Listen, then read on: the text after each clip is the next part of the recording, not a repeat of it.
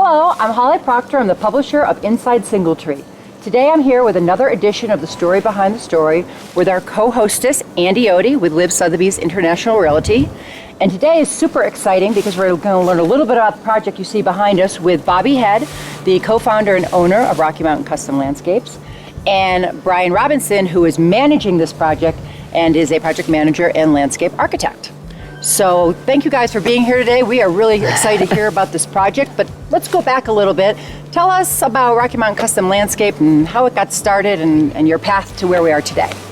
Well, I grew up on a dairy farm in South Georgia, and parents got a divorce, and when I graduated high school, my mom and brother decided to move to Vail. So I've been coming out here since 1990, and went off to college, University of Georgia. I got my degree in landscape architecture and decided to move out here, follow mom out here. So I've been coming out here and went to work for a company that I did an internship with, and worked for them for 4 years, and then met my business partner in that meantime.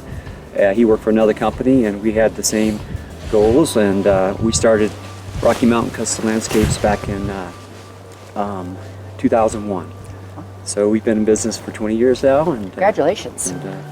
Loving every minute of it. I love it. From dairy farm in the south to the mountains. Wow. I love that. Well, that's terrific.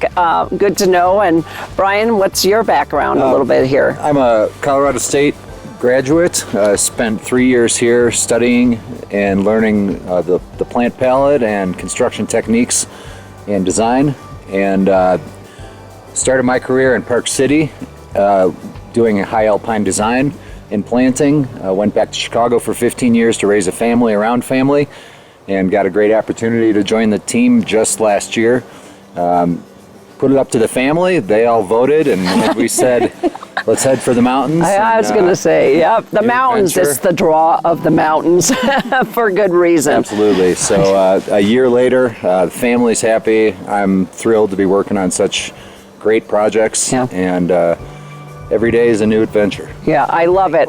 And a lot of people don't realize, okay, this is, we were chatting earlier, there's a lot entailed with the education and how much time of really learning about this. It's not you're just going out there and you start designing. There's a lot of there's a lot of education, a lot of time, internship, and so forth. So I just want people to know that you have a lot of experience educational wise of learning how to do this and more. So with that in mind, I know this is going to be really fun to kind of see this a work in progress, but before we talk about this project a little bit, I would like to share with some people about also the other services you provide, because they do the landscaping and all the design work from start to finish, but you also have some other services. Talk about that a little bit.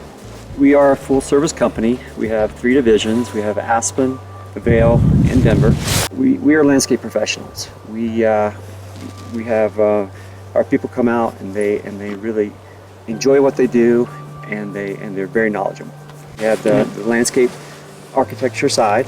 We do also team up with other landscape architects as well, and use them as a subcontractor if we need to be, but and we do it in-house as well. So that's one aspect, and then we take it from start to finish. We design it, we bid it, we install it, and then we have a full service maintenance division that also oversees it once it's completed, all the way down to the plant health care, the fertilization, the mowing, the gardening. So it's a full service company. Right. And even if you don't design, if people have their garden, you have maintenance service as well, correct? Absolutely. Right. Yeah. And then the other thing that I think it's important to know, you have done some sustainability type designing as well, or redesigning on some of your projects, right? For people that love their water features and such, and how to really smartly, right? And being a steward of kind of the, taking care of our land. So part of the challenge up here, obviously, is water. and we've all had a big water bill. Yeah. And so cutting the water bill becomes part of the challenge. That's right. Cutting maintenance down is another challenge. Yep. So zero-scape design, not zero-scape, but zero-scape, which is taking your landscape and modifying it for minimal water usage. Yep. The right plant in the right place. Maybe we're doing a hardscape element to take up that landscape space. And then we're modifying irrigation around Yep. the new design. Yeah, and that's important in this area, like you pointed out, of everyone wants to save a little money, but also have it look pretty and doing it in the smartest way possible. Exactly. Well, and Yeah. recognizing Absolutely. the conditions we're in these days with the dryness, I mean, it's a big challenge, and being creative around that Yep. is awesome. Yeah. One nice thing also is having to deal with one project manager from start to finish, and there's a consistency. So you don't have a different irrigation guy in here and a Yeah. different planting group and a different That's right. concrete group. We can tie that all in so that the homeowner is dealing with one person and they have one call to make, and we pretty much sort everything. Yeah, good to know. So with that, why don't you maybe show us around here and kind of give us this is a great example of the scope that you're doing, and like Holly said, eventually there'll be a part 2 Yes. that you can see the rest of the story after this. So here's the here during. Sure. So the client's goal here was to increase outdoor living space and have a usable lawn. They had a sloped native area here. Mm-hmm. The views are phenomenal, obviously. And so we started the project with removing their existing vegetation and cutting the grade down, as you can see. Yep. And we're going to be retaining this grade so we can level out a new lawn area and also retain on that lower side so the kids have a nice place to play. Right. And the adults have a place Well, to yeah, play exactly. too. There's another area, I think, back here, right, that you're adding with the patio and fire pit and that kind of area. We really get to take advantage of a lot of outdoor time here. Yeah. More than many places. And so out here we'll be creating a new stone patio with a central piece, a fire bowl, and a central seating area. All right. It never stops. So Someone wants a new design. we're modifying the deck, bringing steps off the deck up here onto a new foundation, a new stone landing that will transition onto the patio. Yeah. So, yeah, and you can see, I just want to point out that this is a very intricate kind of design that you're adding the foundation. You are helping with all of that, not just the landscaping part, but adding for the deck and coordinating and helping with that. We are. whole We're tying into project. the existing footers on the house so Yep. that the whole thing is structurally sound. And then we'll be bringing large boulder slabs in here to help change grade down to their existing patio and hot tub.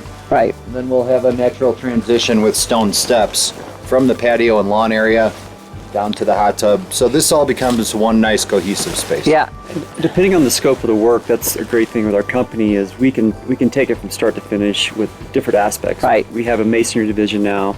If it's a smaller concrete job, we'll do that in-house. If not, we'll bring in the subcontractor for concrete or gas or electric. But Right. we coordinate those things, and it really expedites the whole time frame of the project. Yeah, and seamless, making it seamless. So this is a great example of what you do, of a more intricate design here and how your scope of your business model is. So yeah, thank you for sharing that.